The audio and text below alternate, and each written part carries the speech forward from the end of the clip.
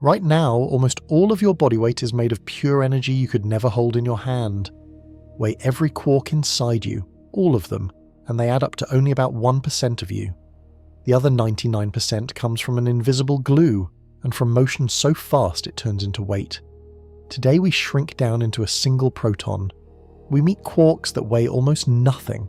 We touch a force so powerful it can never let one quark go free. And we find out why you are mostly a storm of trapped energy that only feels solid.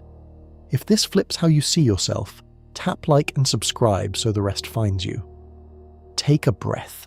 We begin now. Right now, sit still for a second and notice how heavy you feel. Your body presses down into your chair, your feet push against the floor. That pull is your weight, and it feels like the most ordinary thing in the world. You have carried it your whole life. You barely ever think about it. That weight is hiding one of the strangest secrets in all of science. Ask most people where their weight comes from, and they will say something simple. It comes from stuff, from bone and muscle and water and skin, from atoms. And that answer feels obvious, because you can touch your own arm and feel that it is solid and real. Here is the twist. Almost none of your weight comes from the actual particles that make you. Weigh the real building blocks of your body, the tiny bits of matter deep inside, and they barely register on any scale. They are close to weightless. So if the pieces of you weigh almost nothing, what is making the scale move when you step on it? The answer is energy, invisible, trapped energy, locked inside you so tightly that it acts exactly like solid weight. You're carrying a storm you cannot see, and that storm is most of who you are. Let me make this real with a number. Imagine you weigh 100 pounds. If you could somehow gather every true particle of matter in your body and drop it on a scale, that scale would read about 1 pound. Just one. The other 99 pounds are something else entirely. That should feel impossible. It sounds like saying a car is made mostly of nothing, yet still crushes your foot if it rolls over you. And yet this is settled physics, tested for decades, matched by experiment after experiment. Your solid, heavy body is mostly built from something you would never guess. To understand why, we have to shrink down, way down, smaller than a cell, smaller than the tiniest speck a microscope can catch. We have to go inside a single atom, and then go deeper still, past the point where the word solid stops meaning anything at all. Because down there, in a place no eye will ever see, 3 tiny specks are racing at nearly the speed of light. A force stronger than anything in your daily life is wrapped around them, holding them prisoner. And the raw power of that grip, the energy of that endless struggle, is what the whole world feels as you. You're about to learn that touching a table, catching a ball, and feeling your own heartbeat all trace back to a battle happening 1 trillion times smaller than a grain of sand. Most people go their entire lives never knowing this. They feel their weight every single day and never once ask what it truly is. By the end of this journey, you will feel your own body in a completely different way. So let us take that first step inward. Let us leave the everyday world behind and dive into a single atom, the basic brick of everything you have ever touched. And the very first surprise is waiting right at the edge of it, in a cloud of particles so light they almost do not count at all. Picture one atom floating in front of you, blown up to the size of a football stadium. You're standing at the very center, looking out. The first thing you notice is the empty space. An atom is mostly nothing. If the whole atom were that stadium, the part that holds nearly all its weight would be a single grain of the rice sitting on the 50-yard line. Everything else is open air. Now, look up. Far above you, near the top rows of the stadium, tiny points of light are zipping around in a blur. They move so fast they smear into a fuzzy shell, like the blades of a fan you can see through. These are the electrons, and they form the outer edge of every atom in your body. Electrons matter. They do real jobs. They let atoms link into molecules. They carry electricity through wires. They are the reason your phone lights up and your heart sends signals. Without them, chemistry would not exist, and neither would you. But when it comes to weight, electrons almost vanish. An electron is unbelievably light. Compare it to the grain of rice down at the center, the dense little core. That core outweighs a single electron by about 2,000 times. 2,000. If the core were a full-grown adult, the electron would weigh less than a single eyelash. So even though electrons swarm all around the atom and take up nearly all of its room, they add almost nothing to the scale. Add up every electron in your entire body, all of them, and together they make up only a tiny sliver of your total weight. Less than 1 part in 1,000. This already breaks how we picture things. The part of the atom that fills the most space is the part that weighs the least. The electrons are like a giant buzzing cloud of almost pure lightness, spread thin across an enormous volume, which means the mystery of your weight is not up here in the electron cloud. Whatever makes you heavy is somewhere else, somewhere deeper, hidden down in that tiny dense grain at the very heart of the atom. So we leave the outer shell behind. We fall inward, past the empty space, past the blur of electrons, plunging toward the center like a diver dropping into a deep dark well. As we get closer, the emptiness ends. Something solid looms ahead, packed and heavy and clenched into a knot smaller than you can imagine. This is the core of the atom. Physicists call it the nucleus, and here is the shock. This speck, thousands of times smaller than the atom around it, holds more than 99% of the atom's entire weight. Almost everything heavy about you is crammed into these microscopic knots, one at the center of every atom you're made of. Your whole body, every pound of it, traces down to countless tiny cores like this one, each far too small to ever see, each holding a punch far heavier than its size should allow. We have found where the weight lives. Now we have to find out why it weighs so much. Because when we crack this core open and look inside, we are going to meet the real actors in this story. 3 of them, restless and racing, are waiting in the dark, and they are about to make the mystery far stranger than it already is. We have arrived at the nucleus, the tiny core holding almost all the weight of the atom. Time to look at what it is actually made of. Zoom in, and the single grain splits apart. It was not one solid lump after all. It is a cluster of smaller balls, packed tight and stuck together like a clump of grapes squeezed in a fist. Some of these balls are protons, some are neutrons. Together they build the core of every atom in the universe. Count them, and you learn what kind of atom you're looking at. 1 proton in the core means hydrogen, the lightest thing there is. 6 protons means carbon, the stuff of pencils and diamonds and every living cell. 79 means gold. Change the count, and you change the element itself. The whole periodic table, every material you have ever seen, comes down to how many protons sit in the core. Protons and neutrons are the heavyweights of the atom. Remember the electrons, those feather-like specks in the outer cloud. A single proton outweighs an electron by about 2,000 times. So when you step on a scale, you are basically weighing the protons and neutrons inside you, and almost nothing else. They are where your pounds come from. Here is a number to hold on to. Your body contains somewhere around 7 billion of these little cores. Written out, that's a 7 followed by 27 zeros. Every one of them is a knot of protons and neutrons, and every one is pulling its tiny share of your weight. So now the question sharpens. If protons and neutrons carry almost all your weight, then the secret of your mass must be locked inside them. To finish this hunt, we have to break one open and stare at whatever is inside, and this is exactly where things stop making sense in the best possible way. For a long time, scientists thought the proton was solid, a tiny ball that could not be split. It seemed like the end of the line, the smallest brick, the bottom floor of matter. They were wrong. The proton is not the bottom, it is a container, and inside it, 3 even smaller specks are hiding, jittering, refusing to sit still. They are the true smallest pieces of ordinary matter, so far as anyone has ever found. Nothing smaller has ever turned up inside them. These 3 specks have a strange name. Quarks.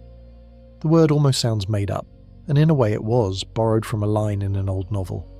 But quarks are real as anything in science gets. Confirmed by experiments that smashed protons apart and saw the pieces scatter. Every proton in you holds 3 quarks. Every neutron holds 3 more. Multiply that across all those billions of cores, and your body contains a truly staggering number of quarks, far more than the count of stars in the sky. So this is our final target. If we want to know where your weight really comes from, we have to weigh a quark. We have to put these tiny specks on a scale and read the number. And when scientists finally did that, the results stopped them cold, because the number that came back should have been impossible. Let us go all the way in. We are inside a single proton now, in a space so small that everyday words like size and distance barely work anymore. 3 quarks float in front of you. Physicists gave them playful names. 2 of them are called up quarks. 1 is called a down quark. That mix, 2 up and 1 down, is the exact recipe for every proton in existence. Shuffle it to 2 down and 1 up and you get neutron instead. Such a tiny swap, and yet it decides which particle you're holding.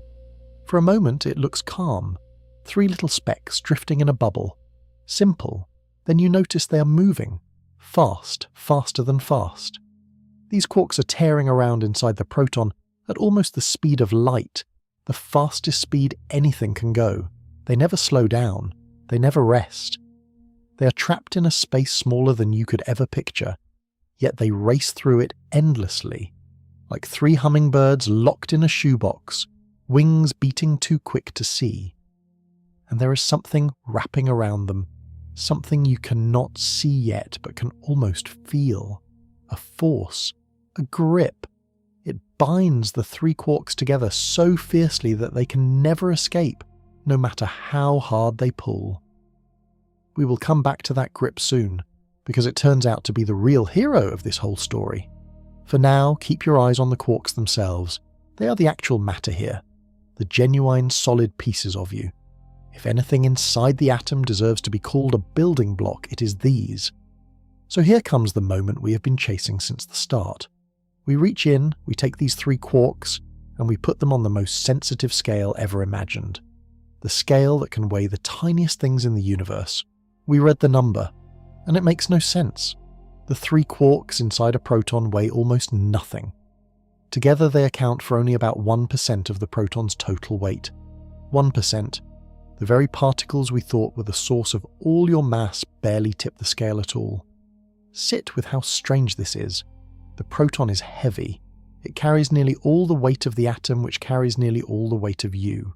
Yet the 3 real specks of matter inside it are nearly weightless, like finding out a bowling ball is filled with feathers, but still slams into the pins with full force. So the quarks are not the answer. They're only a whisper of your weight. 99% of the proton is coming from somewhere we have not looked yet. Something else is inside that bubble. Something with no size you can point to, no solid shape you can grab. Something that outweighs the quarks 100 times over while hiding in plain sight. The real source of your mass has been standing right next to the quarks this whole time, wrapped around them, holding them, filling the proton with a power we have only hinted at. Before we meet it, we need to be sure about the quarks. We need to weigh them across your entire body and see just how little they truly add. Because the total is going to be even smaller than you expect.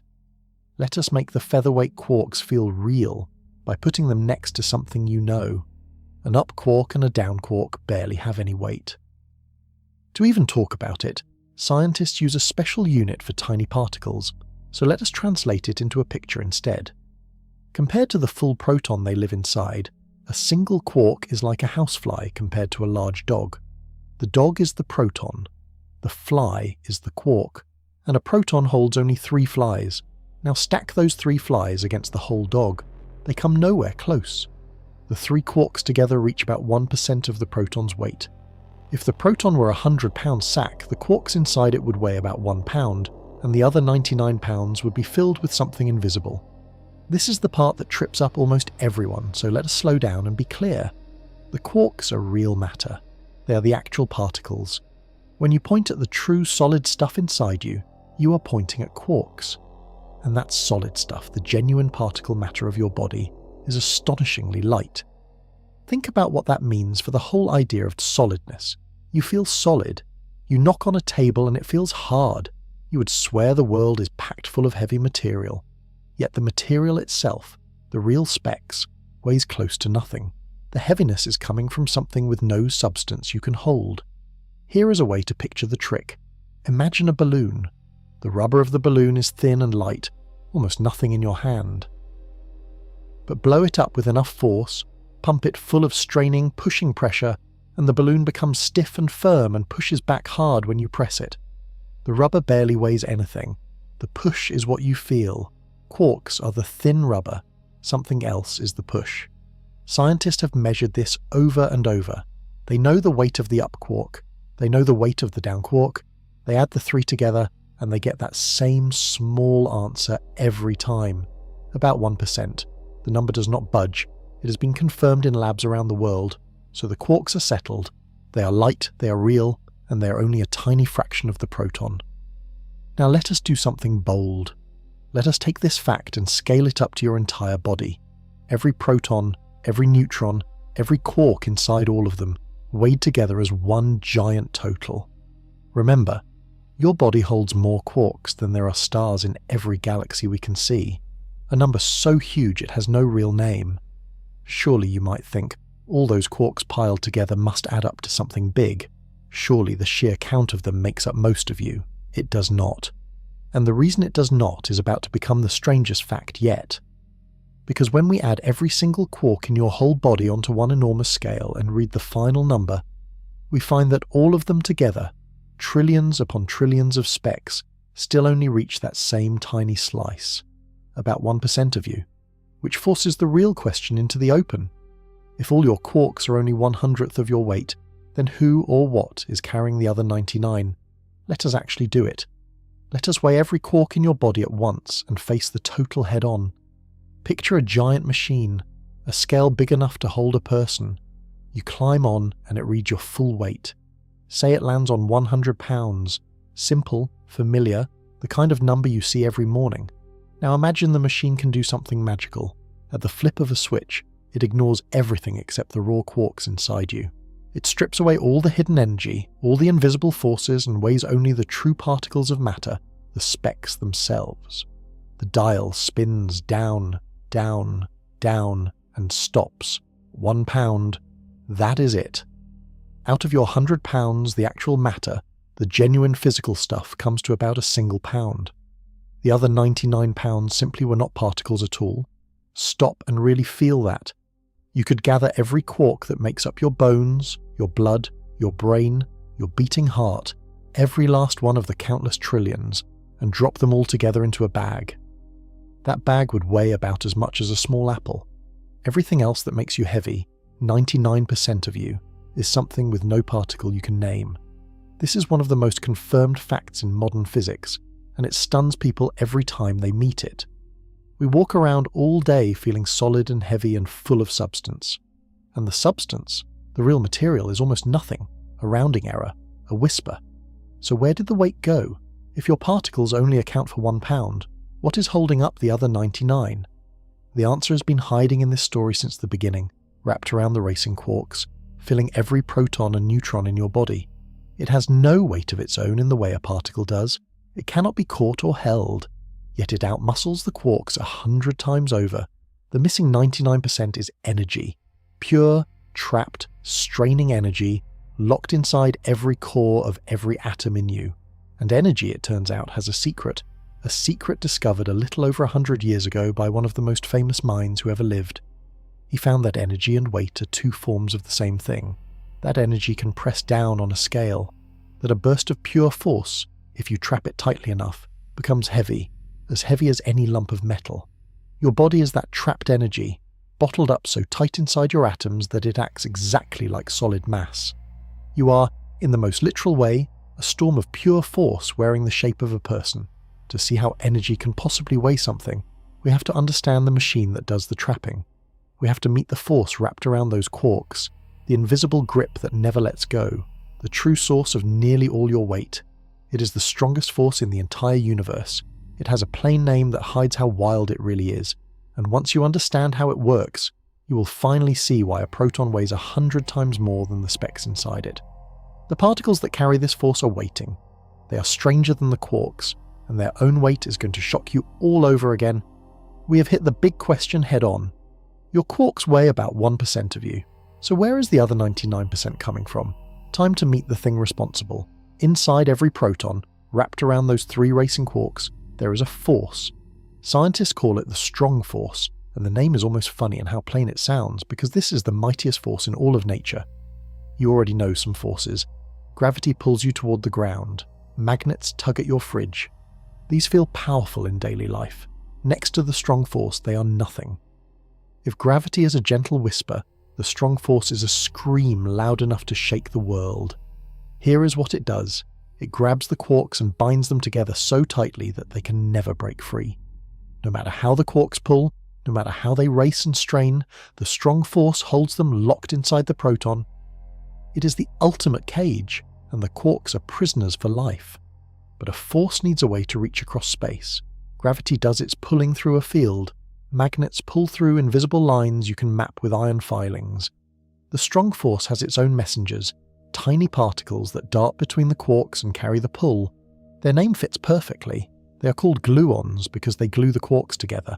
Picture the 3 quarks tied to each other by countless springs, and imagine those springs are alive, snapping and stretching and firing back and forth thousands of times faster than you could ever see.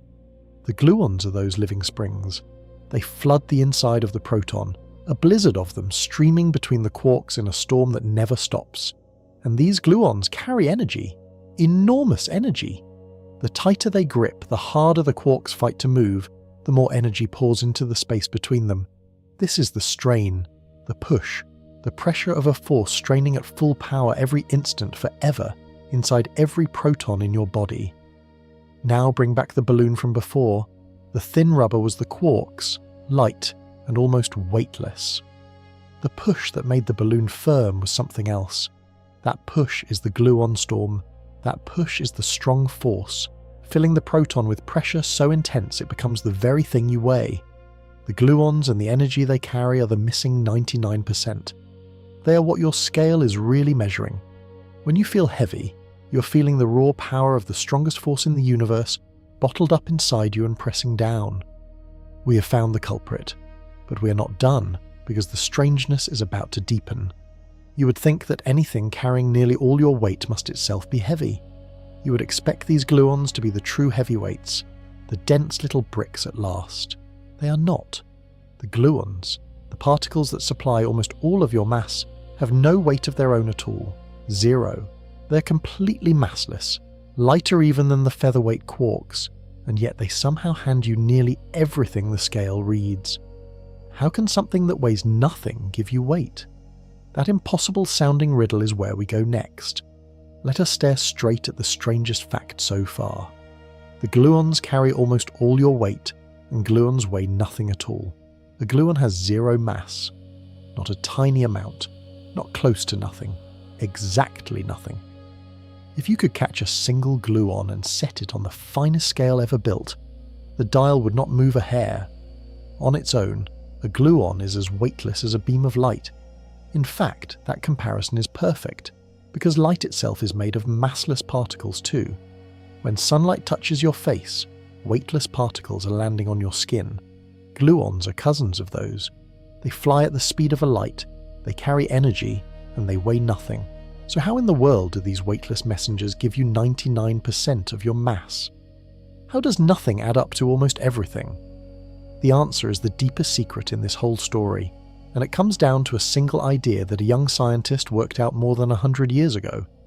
His name was Albert Einstein, and his discovery rewired how we understand weight forever. Einstein found that energy and mass are the same thing. Two faces of one coin. Energy can turn into weight, and weight can turn into energy. They are swappable, tradable, the same underlying stuff seen from two angles. Hold that in your mind because it changes everything. The gluons weigh nothing, true, but they carry energy, and lots of it. They stream through the proton in an endless storm, straining and snapping and pouring energy into every corner of that tiny space. And because energy is the same as mass, all that trapped gluon energy shows up on the scale as weight. Picture it like this. Imagine a swarm of bees. Each bee weighs almost nothing, but pack 10,000 furious bees into a sealed jar, and the jar hums with energy, buzzing and shaking with the fury of the swarm. Now Einstein tells us the wild secret. That buzzing energy actually makes the jar heavier. The more furiously the bees storm around, the more the whole jar weighs. Inside a proton, the gluons are the bees. Their storm of energy, trapped in the smallest space imaginable, becomes real weight. The individual gluons weigh nothing. Their collective fury weighs almost everything. So your body is a jar of trapped energy. The strong force keeps that energy bottled inside every proton and neutron, unable to escape. And that bottling is what makes you heavy. Not the particles, the trapped power itself.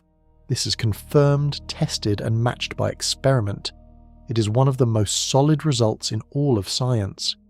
When you weigh yourself, you're mostly weighing bottled energy, held prisoner by the strongest force in the universe. But we have leaned hard on this idea that energy is the same as mass, and it is such a wild claim that it deserves a proper look. Where did it come from? How do we know it is true?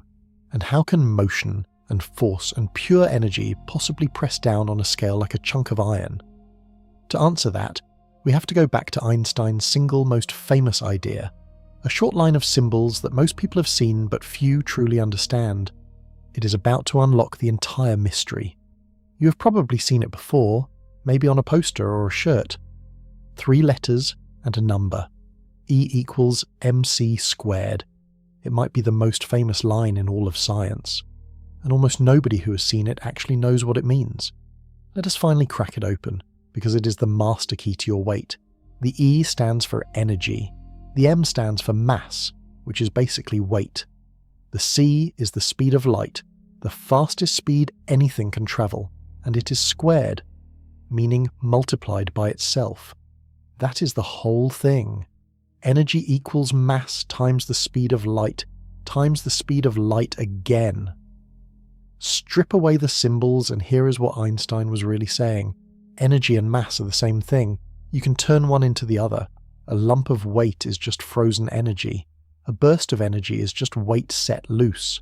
The speed of light part matters because it is a gigantic number.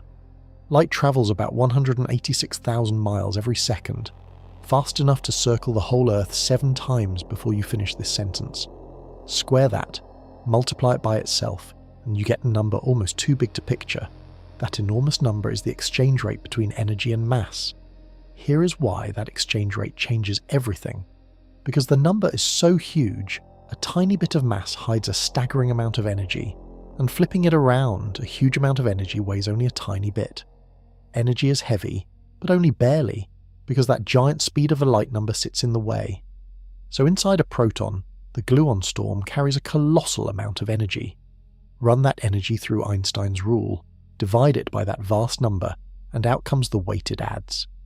That weight turns out to be about 99% of the proton. The energy was so intense that even after shrinking it through the exchange rate, it still outweighs the quarks 100 to 1. Let me give you a picture of how much energy hides inside matter. The bombs and reactors that changed the last century worked by unlocking just a sliver of this trapped energy, a fraction of what sits inside ordinary atoms. A speck of matter, the size of a raisin, holds enough locked energy to power a city, if only you could release it all. That is how densely energy is packed into weight. Your body is full of that same locked energy. It is bound so tightly inside your protons and neutrons that it stays put, quiet and stable, showing itself only as the number on your scale. You're a walking store of energy vast beyond imagining, held in a shape that feels calm and solid and safe. Einstein worked this out with pen and paper years before anyone could test it. Then the test came again and again, in labs and reactors and the hearts of stars. Every single one agreed, energy and mass are one. The most famous equation in history turned out to be exactly right, so we finally understand the trick. The gluons give you weight because their energy is your weight, but there is a second source of trapped energy inside the proton we have barely touched, and it comes from the quarks themselves, from the impossible speed at which they never stop racing. We have been treating the quarks as light little specks that barely matter for weight. Time to give them back some credit, because their wild motion hides a second store of energy. Remember how the quarks race inside the proton at nearly the speed of a light? They never slow down. They never stop. They tear around their tiny cage endlessly, moving as fast as the laws of nature allow. That motion is not just for show. Motion is energy. Anything moving carries energy simply because it moves, and the faster it goes, the more energy it holds. A thrown baseball can break a window. A speeding car can crush a wall. Both do it through the energy of motion alone. Now think about the quarks. They are moving at almost the fastest speed possible, forever, without rest. The energy of that motion is enormous, far bigger than you would guess from such tiny specks, and thanks to Einstein's rule, that motion energy turns into weight, right alongside the gluon energy. So a proton's weight comes from two hidden springs.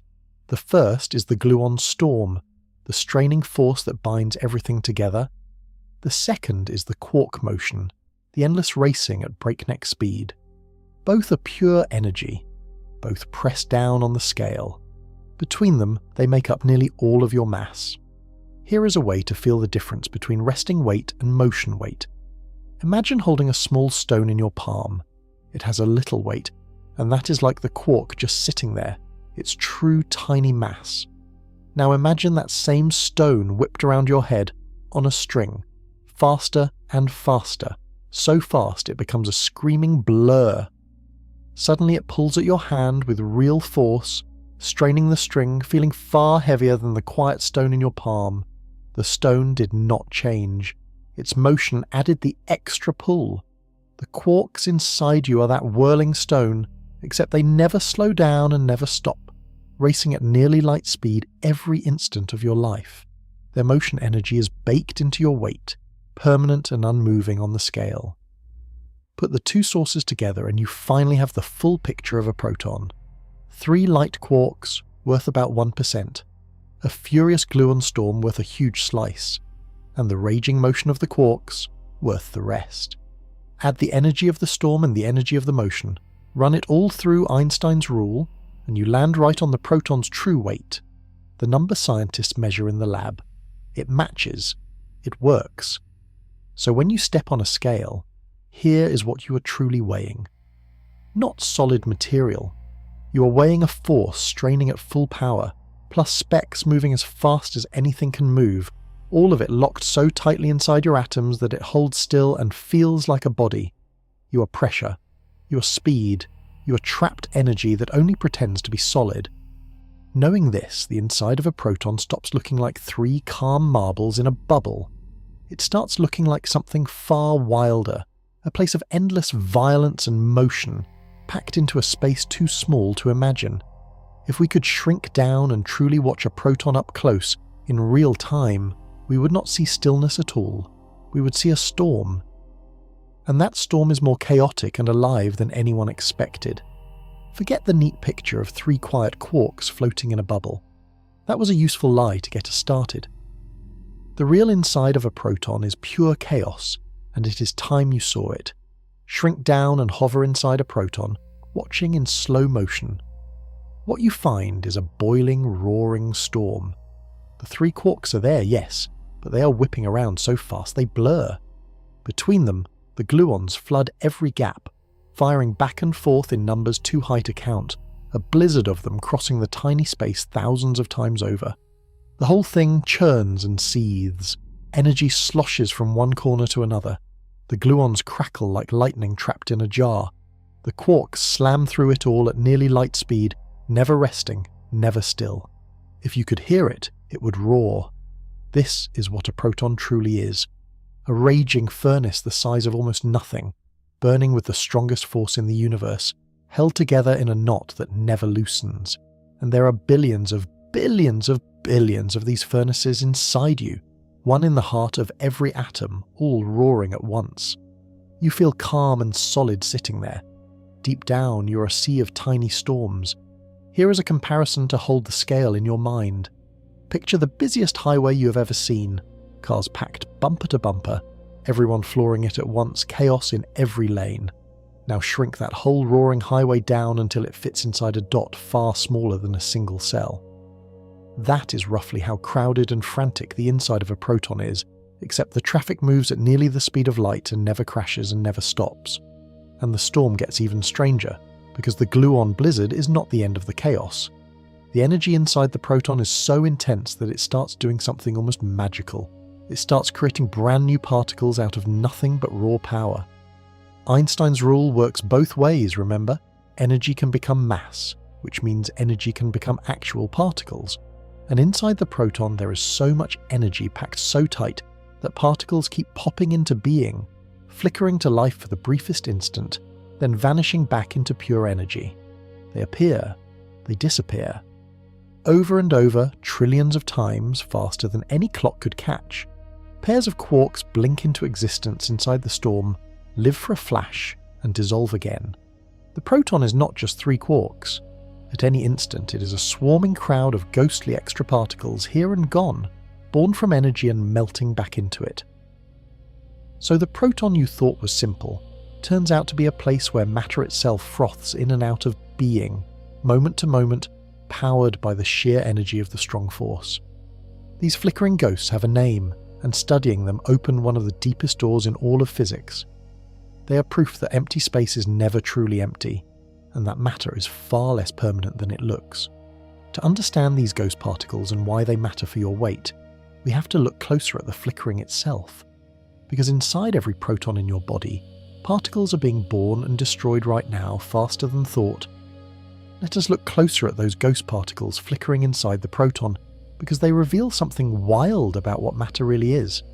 Deep in the storm, the energy is so thick that it keeps spawning pairs of quarks from nothing. A quark and its mirror twin blink into being together, exist for a sliver of an instant, then crash back together and dissolve into pure energy again. This happens constantly, everywhere inside the proton, far too fast for any eye or camera to freeze. Scientists have a name for these fleeting flickers. They call them virtual particles. The word virtual means they are real enough to affect everything around them, yet they vanish almost the moment they appear. They are like sparks flying off a fire, glowing for a heartbeat, gone before they land. Here is what makes them so strange. They mean the proton never holds a fixed set of pieces. One instant it has its 3 main quarks plus a handful of ghosts. The next instant, different ghosts. The count is always shifting, always churning, a crowd that changes its own numbers 1 trillion times faster than you can blink. Picture a campfire at night. Look at the flames and you see them dancing, throwing off sparks that flare and die. You could never say the fire has exactly this many sparks, because the number changes every instant. The proton is like that fire. Its ghost particles are the sparks forever flaring and fading inside the storm. And all of this churning, all these ghosts flickering in and out, carries energy too. It adds to the boiling mass of energy inside the proton. It is one more piece of the 99%, one more reason your weight comes from trapped power rather than solid stuff. This teaches us something almost frightening about matter. The tiny building blocks of you are not steady, unchanging bricks. They are more like flames, alive with motion, constantly trading energy for particles and particles for energy. The solid world is built on a foundation that shimmers and flickers and never sits still for even the smallest slice of time. You feel permanent. You feel like the same solid person you were a minute ago. Underneath every proton in you is a roaring, flickering firestorm, remaking itself endlessly, born new in every instant. So why does any of it hold together? Why do the quarks not just fly apart in all that chaos? Why does the storm stay bottled inside the proton instead of bursting out? The answer is the grip we keep circling back to. The strong force, that invisible cage wrapped around the quarks, holding the whole storm inside no matter how violent it gets. It is the reason the proton stays a proton, the reason your atoms stay whole, the reason you do not dissolve into a cloud of loose energy right now. And this grip has a property so bizarre that when scientists first discovered it, they could hardly believe their own math. It breaks the most basic rule you know about forces. Every force you have met in your life gets weaker as things move apart. Gravity fades with distance. Magnets weaken as you pull them off the fridge. The strong force does the opposite. Pull the quarks apart and it does not weaken. It grows stronger, and that single backward rule is why you can never ever hold a lone quark in your hand. Here is one of the wildest facts in all of physics. Nobody has ever held a single quark by itself. Not one. In all the years of searching, in every lab on Earth, a lone quark has never once been caught. And the reason why bends your brain. You know how normal forces work from everyday life. Get 2 magnets and pull them apart and the pull fades fast. Move a few inches away and you barely feel it. Every force you have ever touched behaves like this. More distance means less force. Simple. The strong force flips that rule upside down. When the quarks sit close together inside the proton, the force between them is actually gentle. They can jiggle and drift and roam a little, almost free. But try to pull one quark away from the others, and something insane happens. The farther you pull, the harder the force fights back. The grip gets stronger with distance, not weaker. Think of it like a rubber band, but a magical one. When the two ends are close, the band is loose and floppy, no tension at all. Start stretching it, and it pulls back. Stretch it more, and it pulls harder. Keep stretching, and the tension climbs and climbs, never easing, always growing. The quarks are tied together by bands like that, except the bands are made of pure, strong force, and they never snap the way you would expect. This backward behavior has a name.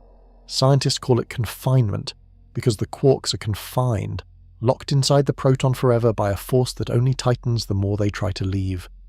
A quark spends its entire existence as a prisoner, never once tasting freedom, held by chains that grow heavier with every inch of escape. So imagine you are a giant and you decide to rip a quark out of a proton with your bare hands. You grab one quark and pull. The strong force resists. You pull harder. It resists harder. You pour in more and more effort, straining with everything you have, and the force between the quarks just keeps climbing, feeding on your effort, refusing to let go. You might think that if you pulled with truly unlimited strength, you could finally tear the quark loose. You cannot. And what happens instead is one of the strangest events in nature. Something that turns your attempt to free a quark into the birth of brand new particles. Because all that energy you're pouring into the pull has to go somewhere. And Einstein already told us what energy can do. It can become matter. Pump enough energy into stretching that magical rubber band, and the band does not snap to set a quark free. It does something far weirder. This single rule, that the strong force grows with distance, shapes the entire world of matter. It is why protons stay whole. It is why quarks never wander alone.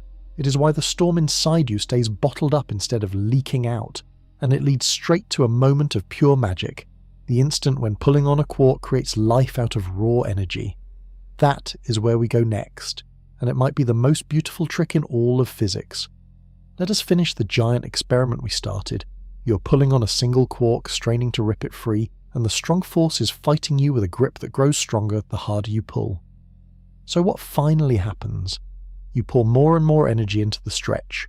The magical rubber band between the quarks tightens, storing all your effort as raw energy in the space between them. That energy climbs higher and higher, packing into a smaller and smaller region, until it reaches a level so intense that nature simply cannot hold it as pure energy anymore. Then the magic happens. The stored energy snaps into matter. Out of the strained space, a brand new quark and its mirror twin burst into being, born from the energy of your pull, and they appear in just the right spots to grab the loose ends. The quark you were trying to free ends up paired with a fresh partner. The gap you were opening seals itself with new particles, so you pulled and pulled, hoping to hold one lonely quark. Instead of a single free quark, you get two new little bundles, each one still holding its quarks locked together. The prisoner never escapes. The universe would rather create whole new particles than ever let a single quark stand alone. Picture snapping a bar magnet in half, hoping to get a lone north pole with no south. It never works. The instant you break it, each piece grows a fresh south pole and a fresh north pole. You end up with two complete magnets. Try again and you get 4. You can never isolate a single pole no matter how many times you snap. Quarks work the same way. Try to separate them, and nature just makes more complete sets. This is confinement in its full glory. The strong force guards the quark so fiercely that any attempt to free one only spends your energy building new matter. It is a wall that cannot be climbed, only fed. And every time you feed it, it answers by making more particles. Scientists see this happen for real. In their biggest machines, they smash particles together at tremendous speed, pouring in vast energy. They never see a lone quark fly out. Instead, they see sprays of new particles, whole showers of them, born from the energy of the crash, each one a complete bundle with its quark safely locked inside. The lone quark stays a myth, exactly as the rule predicts. So the strong force does two incredible jobs at once. It gives you almost all your weight, through the trapped energy of its endless grip, and it guarantees that matter comes only in sealed packages, never as loose pieces. The same force that makes you heavy also makes you whole. Step back and take in what we have found. Your weight is trapped energy. Your matter comes in locked bundles guarded by a force that grows stronger with distance. The specks inside you flicker in and out of being. And through all this chaos, everything holds together, stable and solid and calm. There is still one loose end, though. One small piece of your weight we have set aside this whole time. That leftover 1%, the true tiny mass of the quarks themselves, came from somewhere. And its source is the most famous field in modern physics, the one everyone has heard of but few understand. Let us go back for that leftover 1%, the true weight of the quarks themselves. Where does even that tiny slice come from? The answer is a name you've probably heard, wrapped in more hype than almost anything in science. The Higgs. A little over a decade ago, headlines around the world screamed about a discovery. Scientists had found the Higgs, sometimes called the particle that gives everything its mass. It made the front pages. People called it the God particle. For most, it sounded like the final answer to where all weight comes from. By now you can see the twist coming. The Higgs does give mass, but only that small 1% slice, the real resting weight of the quarks. The other 99%, the huge majority of you, comes from the strong force and its trapped energy, exactly as we have seen. The Higgs got all the fame for 1% of the job. Still, that 1% is real, and the way the Higgs delivers it is fascinating. So let us understand it. Imagine that all of space, everywhere, is filled with an invisible substance. Not air, not anything you can touch, but a kind of unseen field spread through the entire universe, soaking every inch of it. This is the Higgs field. It is always there, quietly filling the room you sit in right now, filling the space between the stars, filling everything. As particles move through this field, some of them drag against it. The field grabs at them, slows them, makes them harder to push around. And that resistance, that drag, is what we experience as mass. A particle that drags hard against the field feels heavy. A particle that slips through easily feels light. Picture wading through a swimming pool. The water pushes against you and makes every step harder, as if you suddenly weigh more. Someone tiny, like a small insect, barely feels the water and skims across the top. Someone large drags through it and struggles. The Higgs field is like that pool spread through all of space, and different particles wade through it with different amounts of drag. The quarks drag against the Higgs field a little, so they pick up a little mass. That little mass is your leftover 1%. The electrons drag against it even less, so they end up lighter still. And the gluons do not drag at all, which is exactly why they stay perfectly weightless, slipping through the field like it is not even there. So the Higgs is real, and it does hand out mass, just far less of yours than the headline suggested. It sets the true resting weight of your quarks and electrons. The strong force then takes over and multiplies your total 100-fold through trapped energy. Two sources working together. The Higgs gives the small seed. The strong force grows it into nearly all of you. Now here is a thought that sounds like pure science fiction, but follows straight from what we know. What would happen if you could switch the Higgs field off? If you could reach out and turn it down to nothing, so that no particle dragged against it anymore? You might expect to lose your weight and float away. The truth is stranger, and far more dangerous than simply going weightless. Let us run the wildest experiment in this whole journey, at least in our minds. We reach out and switch off the Higgs field across the entire universe. The invisible pool that particles wade through vanishes. What happens to you? Your first guess might be that you lose all your weight and drift off the ground. After all, the Higgs gives mass, so killing it should make you weightless. But remember, the Higgs only gave you that 1%. Turn it off, and you lose about 1% of your weight. On a 100-pound body, that is a single pound. The strong force still traps its energy inside your protons, so 99% of your weight stays exactly where it was, so you barely get lighter. That is the surprise everyone misses. The famous mass-giving field switched fully off, and you shed only a pound. But do not relax, because switching off the Higgs would still be a catastrophe. It would destroy you completely just for a reason nobody expects. The danger is the electrons. Those feather-light specks orbiting every atom depend on the Higgs for their tiny weight. Turn off the field, and electrons lose their mass entirely. A massless electron cannot be held in orbit around an atom. It would fly off at the speed of a light and never come back. every electron in your body would escape at once, and electrons are the glue of chemistry. They are what bond atoms into molecules, what hold your bones and blood and cells together. Rip them away, and every molecule in you falls apart in an instant. Your whole body would dissolve, not because you lost weight, but because the electrons that stitch you together simply left. So the Higgs turns out to be quietly essential, even though it supplies only 1% of your weight. It is holding your atoms together through those tiny electrons, keeping you whole.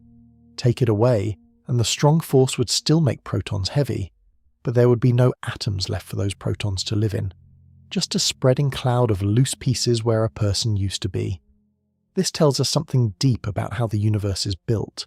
Your weight and your structure come from two completely separate sources. The strong force gives you your heaviness, 99% of your mass, through trapped energy. The Higgs gives you your togetherness, holding your atoms in one piece through the small weight of your electrons. Both are needed. Lose either one, and you are gone. It is a strange kind of teamwork. One force makes you heavy, another force, far weaker, makes you whole. Neither could build a person on its own. Only together do they make the solid, stable, living body you carry around every day. Step back now and look at the full machine of your mass. The strong force traps roaring energy inside every proton worth almost all of you. The quarks race at nearly light speed, adding their motion energy. Ghost particles flicker in and out, feeding the storm. The Higgs hands out the small seed of resting weight and quietly binds your atoms. Every piece plays its part. We have taken you and pulled you apart down to the deepest level anyone can reach. Now it is time to put the whole picture back together and see yourself in a way you never have before. Let us gather everything we have found and rebuild you from the inside out, so you can finally see what you truly are. Start with the plain fact we opened on. You feel heavy. You step on a scale and read a number. That number feels like it measures solid stuff, real material, the actual substance of your body.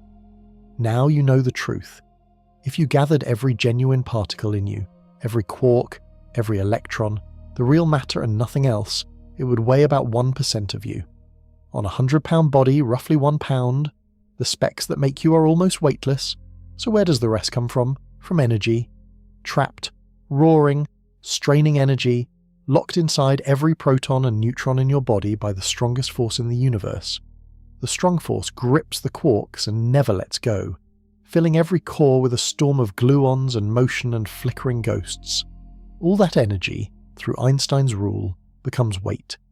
99 pounds of your 100 is pure bottled energy wearing the shape of matter. Picture what that really means. Right now, inside you, there are billions of tiny furnaces, one in the heart of every atom. Each one roars with the strongest force in nature.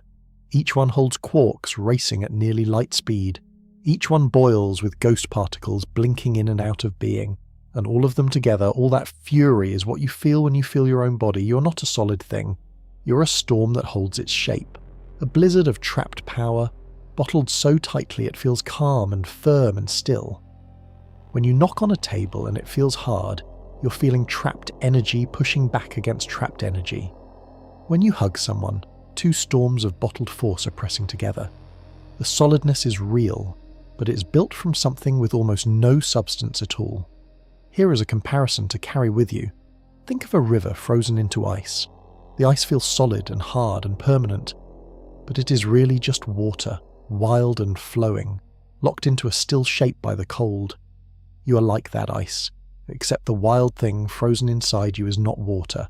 It is pure energy, held still by the grip of the strong force shaped into a person. And the Higgs field plays its quiet part too, handing out that small seed of true weight and binding your atoms together through your electrons. One force makes you heavy, another makes you whole. Together they build the you that reads a number on the scale every morning. The next time you feel your own weight, remember what it actually is, not brick and stone and solid stuff. A furious, invisible force trapped inside you 100 times over, pretending to be flesh. You're a walking store of energy so vast that if it ever broke loose all at once, it could level a city. And it sits inside you, calm and quiet, holding the gentle shape of a human being. You're far stranger and far more powerful than you ever guessed, and we are only part way through this journey. because these same forces that build your body also build the most extreme places in the universe, where this trapped energy is crushed and heated to levels that would tear worlds apart. We keep calling the strong force the mightiest thing in nature. Let us actually prove it by lining up every force in the universe and seeing which one wins. There are only 4 forces in all of existence. 4. Every push, every pull, every event that has ever happened, from a falling apple to an exploding star, traces back to just these 4. And once you meet all of them, you will see exactly where your weight really comes from. The first is gravity. You know it well. It holds you to the ground and swings the planets around the sun. It feels mighty, because Earth is so huge. But on the scale of tiny particles, gravity is almost laughably weak. Here is proof you have seen yourself. A tiny fridge magnet smaller than a coin can snatch up a paperclip. That little magnet is beating the pull of the entire planet under it. Gravity, tugging with all of Earth's mass, loses to a toy. That brings us to the second force, the one in that magnet. It is called electromagnetism. It runs your lights, your phone, your nerves, and it glues electrons to atoms. It crushes gravity completely at the small scale. Yet even electromagnetism has a boss. The third force is the weak force. It has a dull name and does quiet work, helping certain particles change from one kind into another. It powers part of how the sun burns. On its own, it is feeble, far weaker than electromagnetism most of the time. And the fourth is our hero, the strong force. Stack it against the others, and it towers over all of them. It is roughly 100 times stronger than electromagnetism, and it dwarfs the weak force and gravity by amounts too big to picture. In the ranking of everything that can push or pull, the strong force sits at the very top of the mountain, alone. That top spot is exactly why you weigh what you weigh. The champion of all forces is the one wrapped around your quarks, straining every instant inside every proton in your body. When you feel heavy, you are feeling the strongest thing the universe has to offer, bottled up and pressing down. Now here is a fair thought that might be nagging at you. All of this sounds wild. Racing quarks, weightless gluons, trapped energy that acts like weight. A force that grows stronger the more you pull. How could anyone possibly know all this is true? No human eye has ever seen a quark. No camera has ever photographed the inside of a proton. The whole thing is 1 trillion times smaller than a grain of sand, sealed away where light itself cannot show us the pieces. We are making enormous claims about a place nobody can ever look at directly. So a smart person should push back. Prove it. Show me how we know a proton is a boiling storm and not just a story scientists made up. That challenge is completely fair, and it has a stunning answer. Scientists found a way to see the unseeable, to reach into a place too small for any eye and map what is hiding there. They did it with a trick so clever it changed physics forever. They fired beams into the heart of matter and watched what bounced back, and what came flying out proved that the tiny lumps inside were absolutely real. If you cannot see something because it is too small, how do you find out what is inside it? You throw things at it and watch how they bounce. You already understand this trick, even if you have never named it. Imagine a dark room and a ball. You cannot see what is in the room, so you roll the ball inside and listen. If the ball rolls straight through and out the other side, the room is probably empty. If it comes bouncing back at a sharp angle, something hard is in there. By throwing the ball again and again and tracking every bounce, you can slowly map the shapes you cannot see. Scientists do exactly this with the proton, except their ball is a beam of tiny particles moving at nearly the speed of light. They aim that beam straight at a proton and watch how the pieces scatter. Most of the time the beam sails right through, because the proton is mostly empty energy, but every so often a particle slams into something small and hard inside and ricochets off at a wild angle. Those sharp bounces are the clue. They tell you there are solid little lumps hidden in there.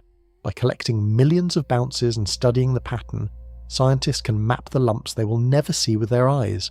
It is like feeling the shape of a coin through a thick blanket by pressing on it from every side. Think of a doctor's X-ray. A doctor cannot open you up to look at your bones, so they send beams through you and read the shadows. The beams reveal what is inside without ever cutting you open. Firing particles into a proton works the same way. The beam is the X-ray, and the scatter pattern is the picture that comes out the other side. This idea is old and trusted. More than 100 years ago, scientists used the very same trick to discover that the atom has a dense core at all. They fired particles at a thin sheet of gold. Most passed straight through, telling them the atom was mostly empty. But a few bounced hard, revealing the tiny heavy nucleus hiding at the centre. That single experiment rewrote everything we knew about matter. So the method has deep roots. Roll something in, watch how it comes back out, and slowly build a map of a world too small to see. It sounds almost too simple to work on something as tiny as a proton, yet it does work, and it works beautifully. The real question was what scientists would find when they finally aimed a beam at the proton itself. For years, many believed the proton was a soft, smooth blob, a little cloud with nothing hard inside. If that were true, the beam would pass through gently, deflecting only a little, like a ball rolling through soft mud. The other possibility was stranger. If the proton held tiny hard lumps, real solid specks, then some of the beam would come slamming back at sharp angles, bouncing off those specks like marbles hitting stone. So the whole mystery came down to one experiment and one question. When the beam went in, would it drift through the mud or crash into something hard? The answer, when it finally came, shocked the scientists who saw it, and it proved that quarks were real. The year was 1968. At a long laboratory in California, scientists built a machine over 2 miles long, a straight track that hurled tiny particles to nearly the speed of light and fired them into protons. Then they watched very carefully to see how those particles bounced. For a while, most physicists expected a boring result. The popular idea was that a proton was a soft, mushy blob, its contents smeared out evenly like fog. If that were right, the beam would pass through and deflect only gently, barely changing course. Soft things do not make hard bounces. That is where the surprise came in. Every so often, a particle in the beam came screaming back at a sharp, violent angle, as if it had smacked into a wall. These were not gentle deflections. These were hard, clean bounces off something small and solid, buried deep inside the proton. The scientists stared at their results and slowly understood what they meant. The proton was not a smear of fog. It held tiny, hard, concentrated lumps inside it, real point-like specks that the beam could crash into. The bounces were the fingerprints of those specks. Those specks were the quarks. For the first time in history, an experiment had reached inside a proton and touched them, felt them through the way the beams scattered. Quarks had been just an idea before, a clever guess some theorists scribbled to make their math work. Many serious scientists doubted the guess entirely. They thought quarks were only a bookkeeping trick, numbers on paper with no real body. This experiment changed that forever. The hard bounces proved that the quarks were physical things, actual pieces of matter sitting inside every proton in the universe. The guess had become a discovery. A wild idea had turned into solid, tested fact. Picture throwing a handful of pebbles at a curtain in the dark. If the curtain is just cloth, the pebbles poke through or fall away softly. But if a few pebbles come rocketing straight back at your face, you know something hard is hiding behind that curtain, something you cannot see but can absolutely feel. That is what the beam did. It threw pebbles at the proton, and some came flying back, screaming that hard lumps were in there. The discovery was so important that the scientists behind it were later given the Nobel Prize, the highest honour in all of science. They had done something almost magical. They had mapped the inside of a thing far too small for any eye, and proved that the smallest known pieces of matter were real. So now you can trust the story. When we say a proton holds quarks, that is not a fairy tale. Real machines fired real beams and felt real lumps. The quarks are as solid a fact as anything science has ever found. Confirmed, tested, and honoured with its highest award. But this discovery opened a fresh puzzle, one that made no sense at first. When the beam struck a quark up close, the quark acted almost free, as if nothing were holding it at all. It bounced like a loose marble rattling in an empty box. That should have been impossible. We already know the strong force grips quarks so hard they can never escape. So how could a quark, gripped by the strongest force in nature, act like it was floating free? That contradiction led to one of the strangest rules in all of physics. Here was the puzzle that stumped everyone. When scientists fired their beams and struck a quark up close, the quark bounced as if it were completely free, rattling loose inside the proton. Yet we know the strong force grips those quarks so fiercely that not one has ever escaped. How can a quark be both trapped forever and free at the same time? The answer flips everything you think you know about pulling and holding. It comes down to distance. When two quarks sit very close together, the strong force between them nearly vanishes. Up close, the grip goes soft, almost sleepy. The quarks can drift and jiggle and roam their tiny space as if barely anything holds them. This is why the beam saw them bouncing free. At super close range, deep inside the proton, quarks act loose. But start pulling one quark away from the others, and the force wakes up. The farther you pull, the harder it grips, climbing and climbing with every bit of distance. Close up, the force sleeps. Far apart, it becomes an unbreakable chain.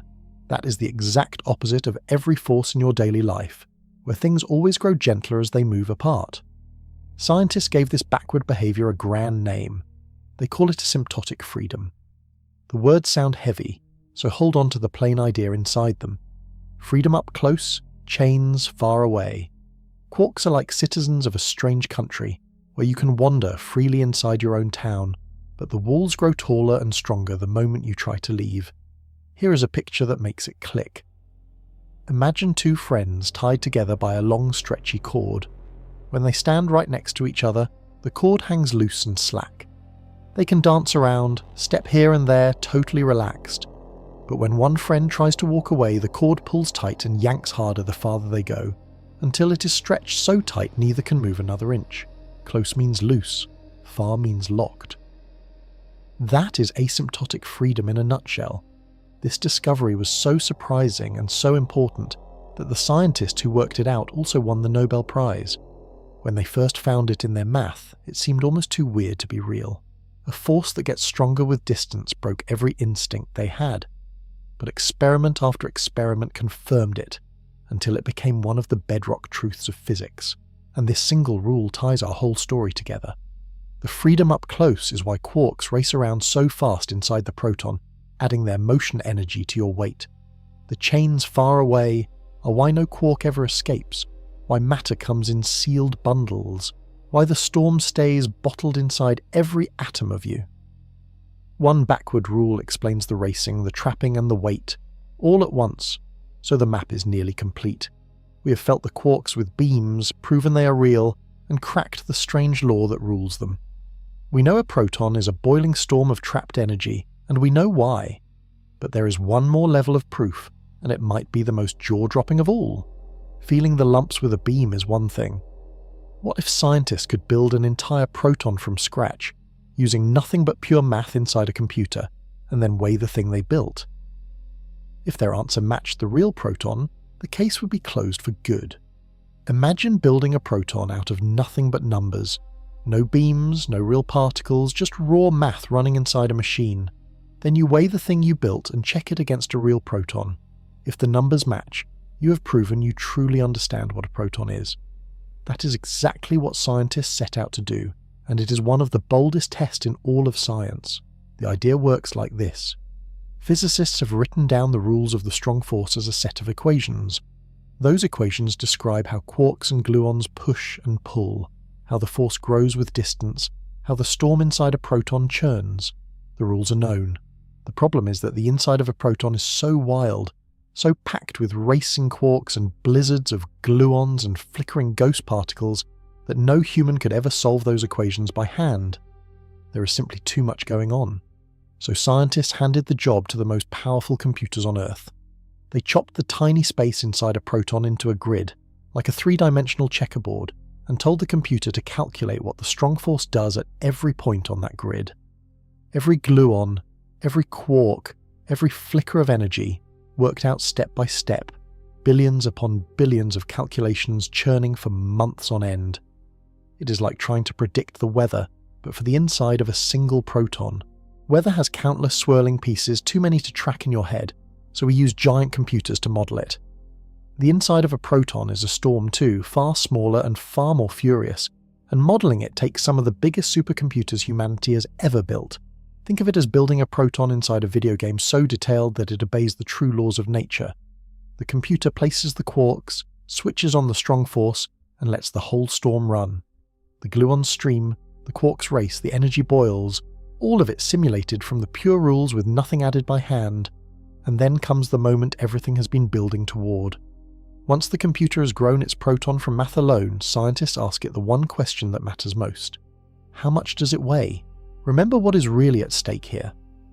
The whole strange claim of this story is that a proton weighs about 100 times more than the quarks inside it, because almost all its weight comes from trapped strong force energy.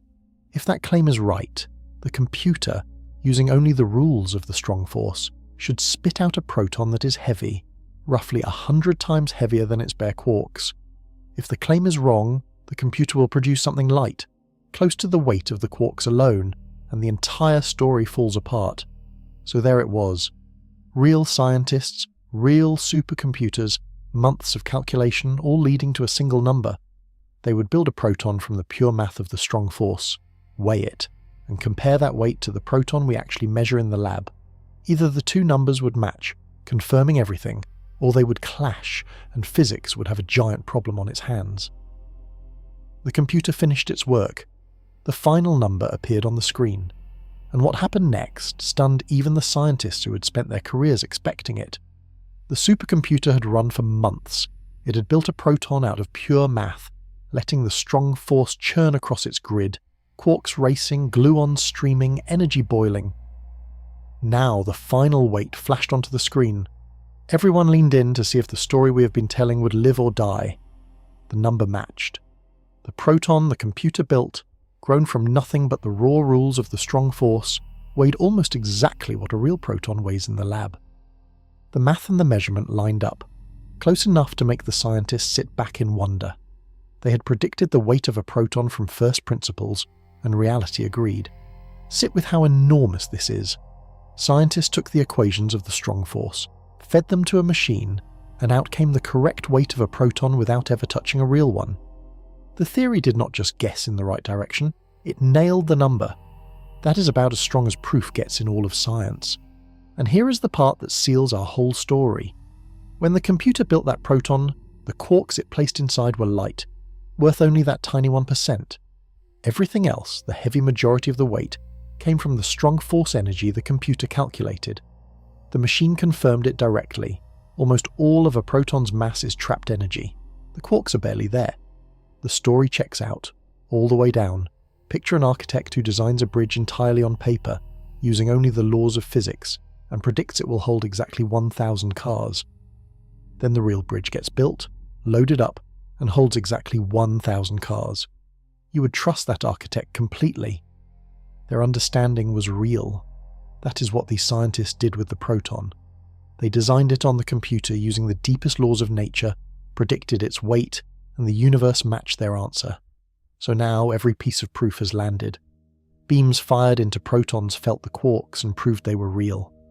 The strange backward force was cracked and honoured with a Nobel Prize, and a supercomputer built a proton from scratch and weighed it correctly, confirming that trapped energy makes almost all of your mass. This is settled, tested, verified science, not a wild story. Which means you can now believe the astonishing truth about yourself, all the way to your bones. Right now, you are mostly bottled up strong force energy wearing the shape of a person. That is measured. That is confirmed. That is as real as the ground under your feet. Take one more slow look at what you are. Around 99% of your weight is trapped energy, held inside billions of tiny storms, one in the heart of every atom you carry. The specks of true matter inside you would fit in a bag the size of a small apple. Everything else that presses down on your scale is pure bottled power. You have now been pulled apart and rebuilt from the inside, and the science backs every step. But knowing this changes how you see far more than your own body. Because these same forces, this same trapped energy, do not stop at people. They build the most violent and extreme places in the entire universe, and the first of those places is so dense that a single spoonful of it would outweigh a mountain. We are about to visit a dead star. Somewhere out in space, a star has died, and its corpse is one of the strangest objects in the universe. It is called a neutron star, and it takes the trapped energy inside you and crushes it to a level that defies belief. Here is how it forms. a giant star far bigger than our sun runs out of fuel and collapses. Its own gravity crushes it inward with unimaginable force, squeezing the core down smaller and smaller, harder and harder, until something remarkable happens. The atoms themselves get crushed out of existence. The empty space inside every atom, all that room where electrons once swarmed, gets squeezed flat.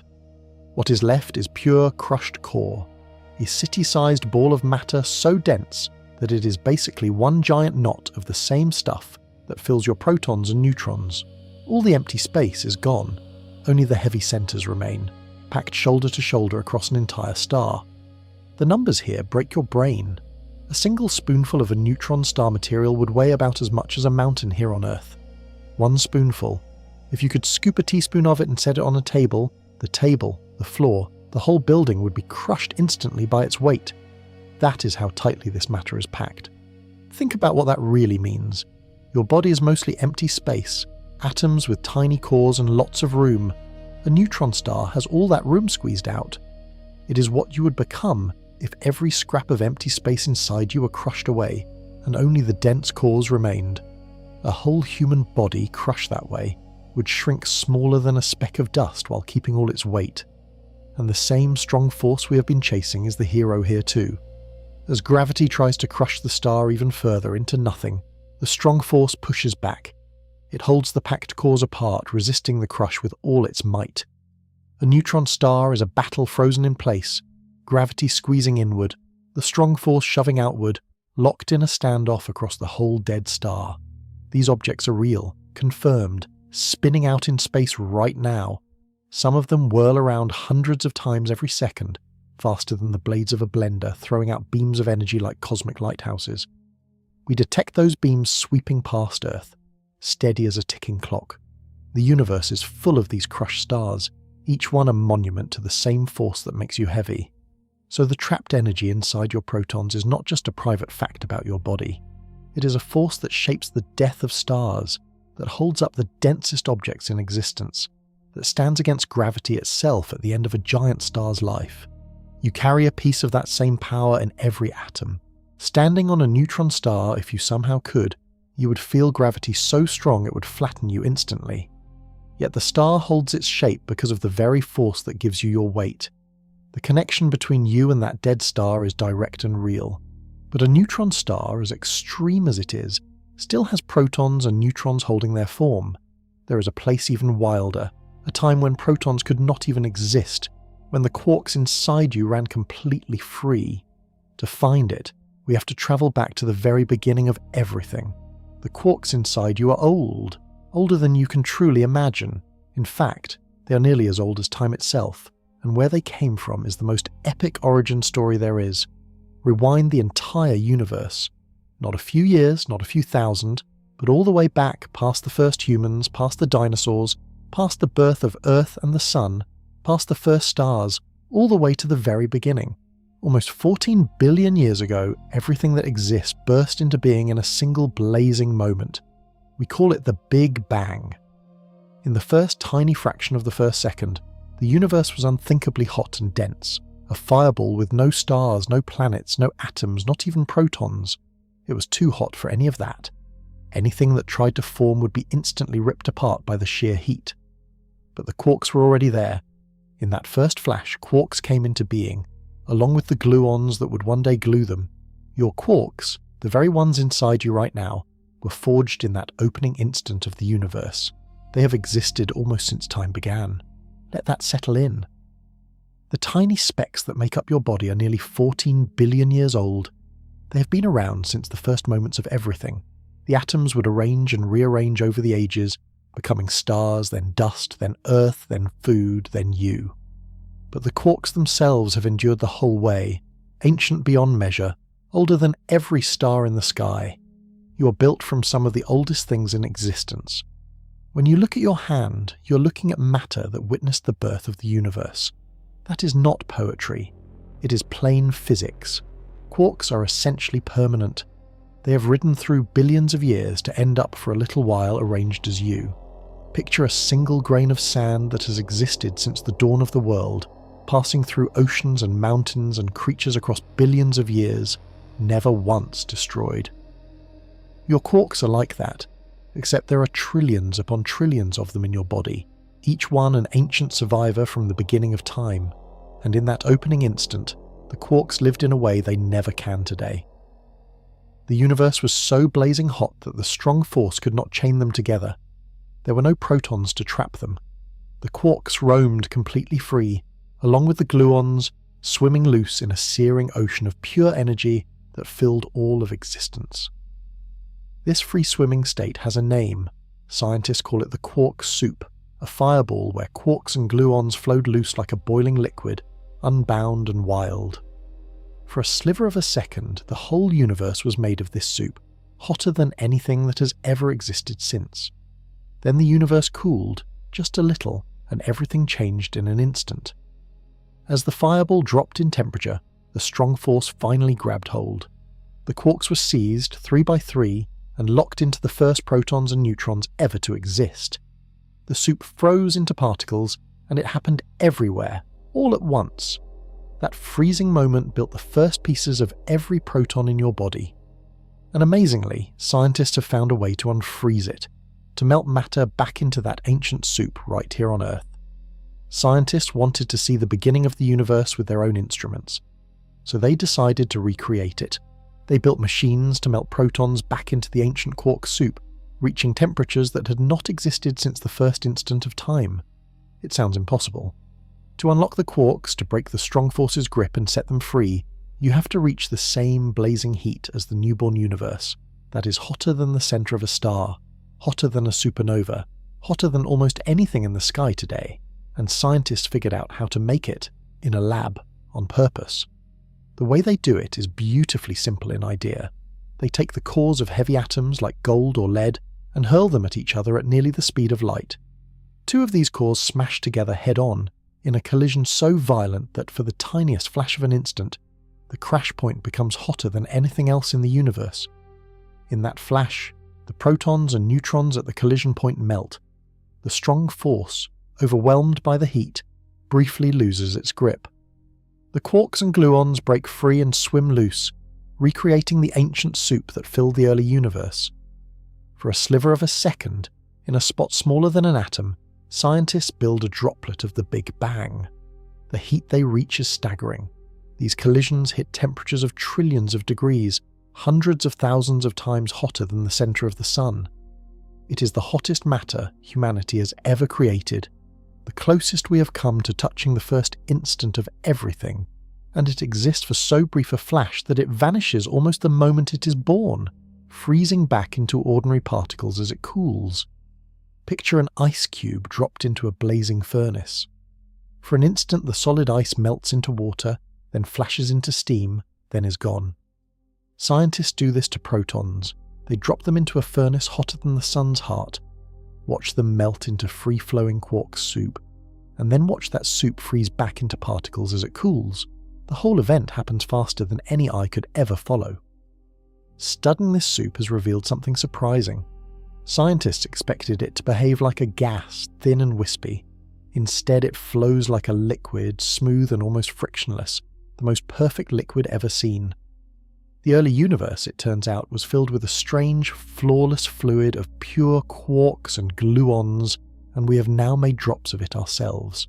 This is real confirmed science, done in giant machines buried underground. We have melted matter into its most basic form and glimpsed the state of the universe in its very first moments. We have, in a small way, replayed the birth of everything, so the trapped energy inside you connects to the deepest past. The quarks in your body were free once, swimming in that soup, before the strong force chained them into the protons you carry today. In these machines we set them free again, just for a flash, and watch the beginning of time flicker back to life. There is another twist waiting, one that deepens the mystery instead of solving it, because for every kind of matter in the universe there is a mirror version, an opposite twin, and that twin weighs exactly the same as you do, which should not be possible for the reason we are about to uncover. For everything that makes up your body there is an opposite, a mirror twin. Scientists call it antimatter, and it is one of the most mind-bending facts in all of physics. Here is the idea. Every particle in you has an anti-version, a twin that is identical in almost every way but carries the opposite electric charge. The electron has an anti-twin called the positron. The proton has an anti-twin. Even the quarks have their opposites, the very same mirror twins that flicker in and out inside your protons as ghost particles. When a particle meets its anti-twin, something dramatic happens. They destroy each other completely. Both vanish in a flash, their entire mass converting into a burst of pure energy. Following Einstein's rule in the most total way possible, matter meets antimatter, and both are gone, leaving only light and energy behind. It is the most complete release of energy in all of nature. Now here is the fact that should stop you cold. Antimatter weighs exactly the same as normal matter. An antiproton has the very same mass as a proton, measured with incredible care in labs, matching down to a tiny sliver.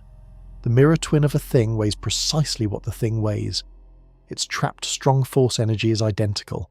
That sounds tidy, almost boring, until you realize the enormous mystery it creates. Go back to the Big Bang. In that first blazing instant when the quark soup filled the universe, matter and antimatter should have been made in equal amounts. For every particle, an anti-twin. Perfectly balanced, exactly matched, the same weight on both sides. That is what the laws seem to demand. But if matter and antimatter were made in equal amounts, they should have found each other and destroyed each other completely. Every particle would have met its twin, both vanishing into pure energy, until nothing was left but a universe of light. No stars, no planets, no you. Just a lonely glow spreading through empty space forever. And yet, here you are. The universe is full of matter. Stars, planets, people. Everything you have ever seen is made of ordinary matter, with almost no antimatter around at all. Somehow matter won. Somehow a tiny bit more matter than antimatter survived the Great Destruction, and everything you know is built from that leftover scrap. Scientists do not fully understand why. It is one of the great open mysteries in physics still unsolved to this day. Something in the early universe tipped the balance ever so slightly toward matter, letting a small amount survive when all the antimatter was wiped out. For every billion pairs that destroyed each other, one extra bit of matter was left standing. You are made of that leftover. Picture a vast battle where two identical armies wipe each other out, soldier for soldier, until the field is empty. Except when the dust clears, one lone soldier from one side is still standing, because that army started with one extra fighter. Every star, every world, every living thing is built from that single surviving soldier, and the countless others like him. We are the tiny surplus that antimatter could not erase. So the twin that weighs exactly what you weigh points straight at a riddle nobody has cracked. Why does anything exist at all? And that vast locked energy inside you, the same energy that antimatter can unleash in a flash, has already changed our world in ways you have felt directly.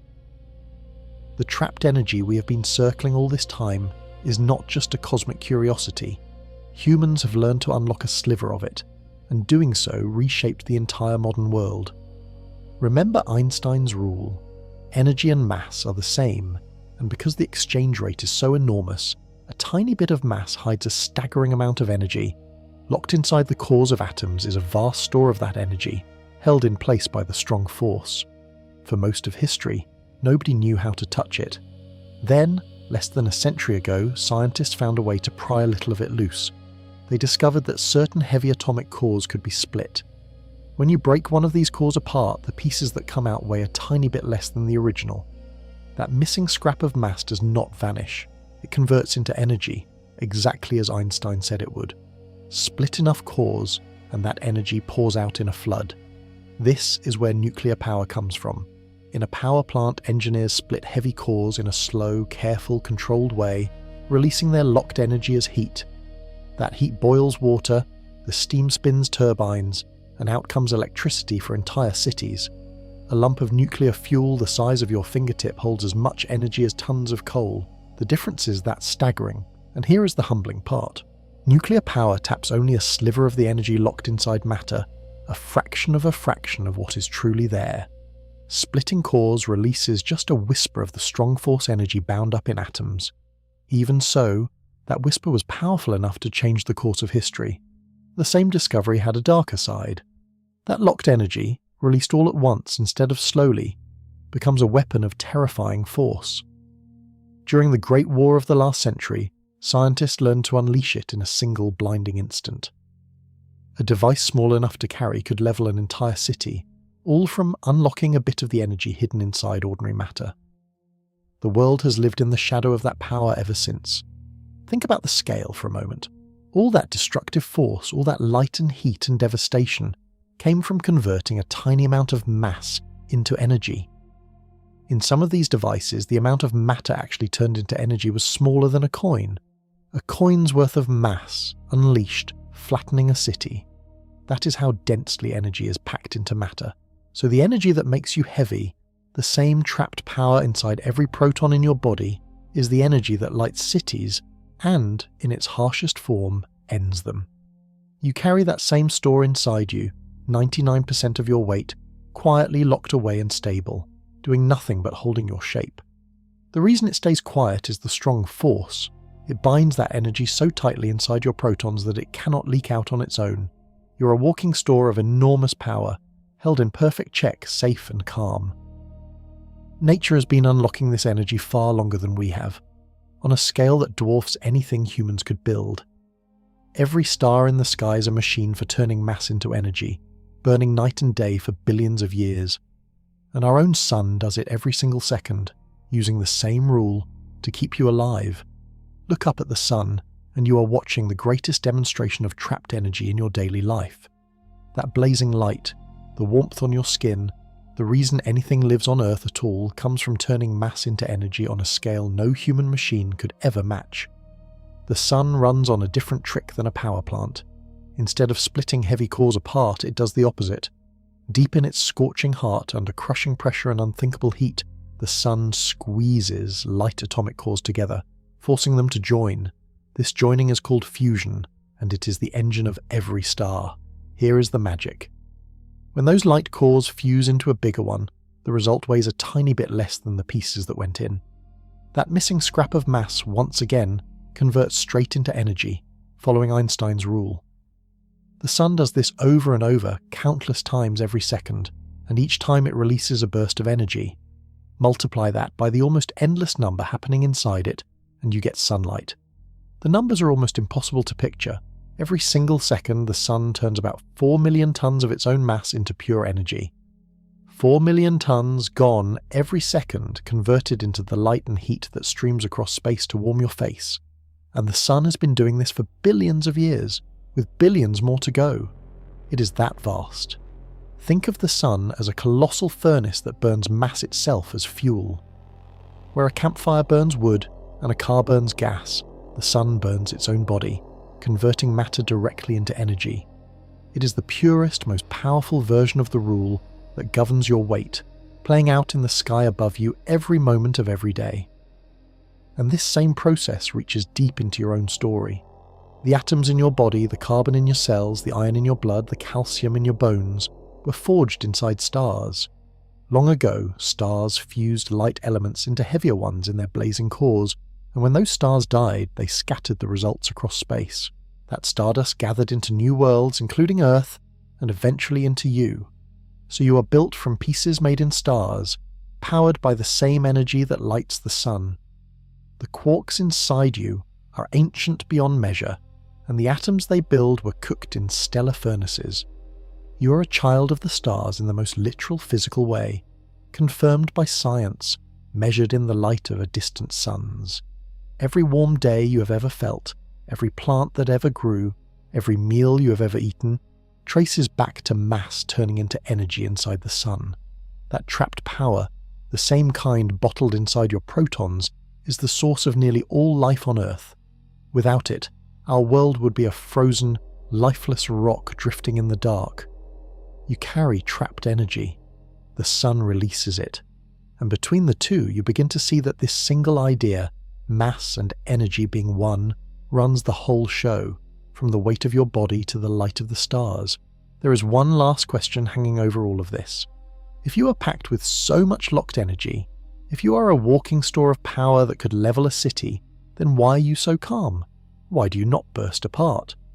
The answer reveals just how safe and stable your storm truly is. You're filled with enough locked energy to level a city, held inside billions of billions of tiny storms. So why are you sitting there, calm and quiet and perfectly stable? Why does none of that power ever break loose on its own? The answer is the strong force, doing its final and most important job. It binds the energy inside your proton so tightly that it stays put, locked away, unable to escape. That grip is what keeps you stable. It is the reason your storm holds its shape instead of tearing you apart. Here is how deep that stability runs.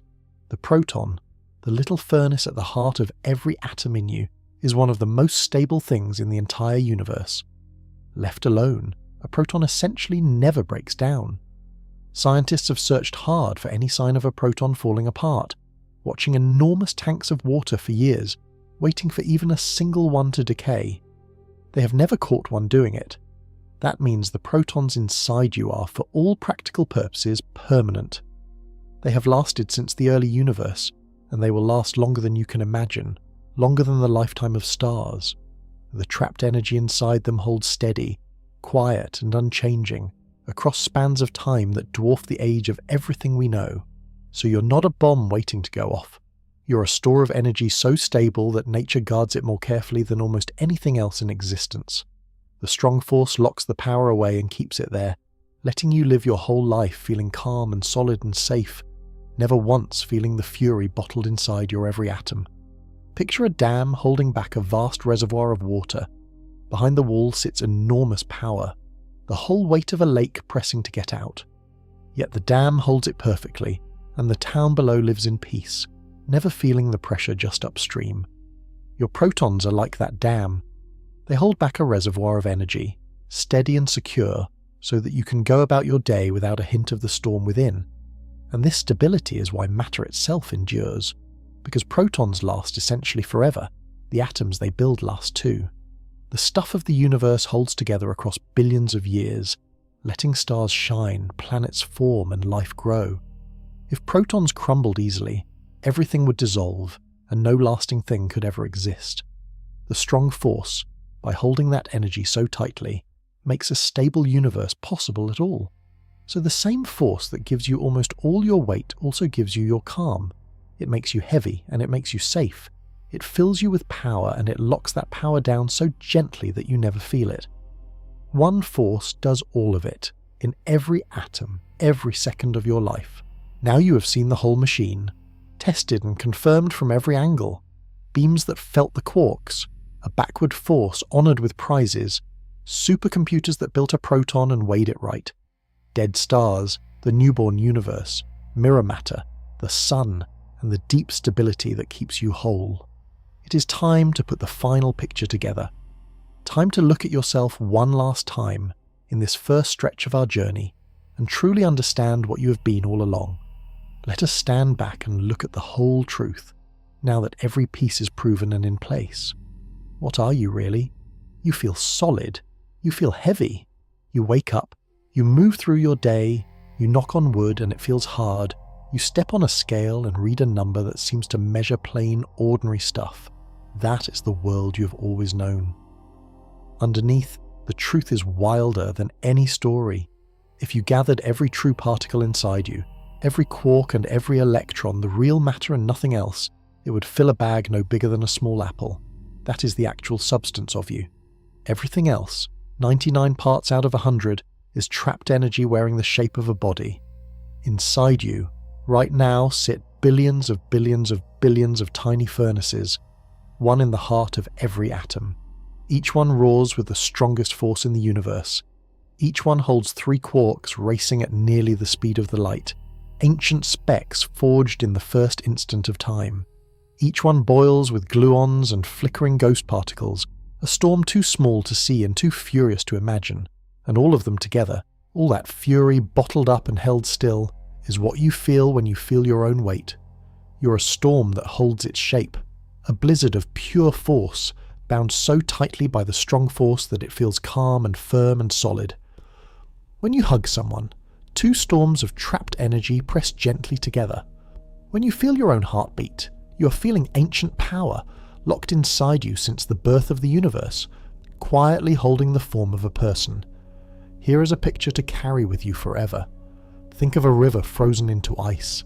The ice looks hard and still and permanent, but it is really wild water, flowing and rushing, held into a quiet shape by the cold.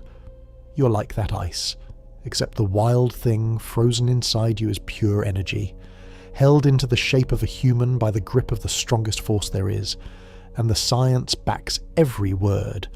Real beams felt your quarks. Real machines melted matter into the soup of the early universe. Real supercomputers built a proton and weighed it right. This is measured, tested, confirmed truth, as solid as the ground beneath your feet. So the next time you feel heavy, remember what that weight truly is. It is a furious, invisible force trapped inside you 100 times over, forged when the universe was born, held so steady that you feel nothing but calm. You're a walking store of energy vast beyond measure, ancient beyond imagining, safe and quiet and shaped like you. You are far stranger, far older, and far more powerful than you ever guessed. The person in the mirror is a bottled storm, a frozen fire, a piece of the beginning of everything, taking a short walk through the world. And this is only the start of what we have to explore. The same forces that build your body build the whole universe, from the crushed hearts of dead stars to the blazing furnaces of the sun to the first instant of time itself. We have looked inward, into the tiny storms that make you. Next, we turn outward, to the largest and most violent wonders the cosmos has ever produced. The journey into what reality is truly made of has only just begun. Take a breath. There is so much further to go.